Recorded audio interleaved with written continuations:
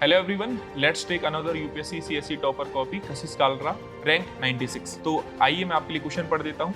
What are the factors responsible for the recent depreciation of Indian rupee? Discuss its implications for the economy and suggest policy measure to stabilize currency. तो सबसे पहले जो topic की demand है वो underline की हुई है और एक बहुत ही अच्छे इंट्रोडक्शन के साथ इन्होंने शुरुआत की है. डेप्रिसिएशन की डेफिनेशन बताई है. Depreciation refer to the fall of Indian rupee value in terms of foreign currency. और ये भी विद डेटा ये भी बताया कि पिछले 6 साल में जो इंडियन करेंसी है वो एवरेज जो है एनुअल डेप्रिसिएशन 3.3% का है. तो काफी शानदार इंट्रोडक्शन लिखा है इन्होंने. फिर उसके बाद कौन कौन से फैक्टर रिस्पॉन्सिबल हैं रूपी डेप्रिसिएशन के लिए. तो पहला इन्होंने बताया हुआ है continue withdrawal of FII.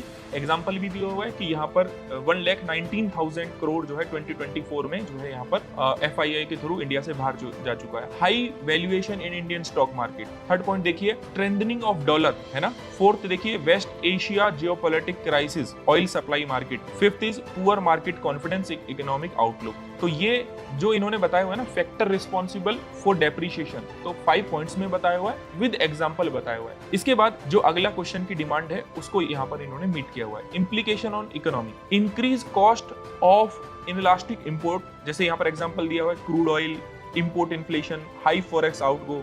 With example 2-3 example दिए हुए हैं. Increase cost of production. ठीक है. थर्ड पॉइंट देखिए expensive external debt. Fourth is challenging in managing monetary policy है ना. Fifth is difficult for Indian student to travel abroad. तो again 5 points with example.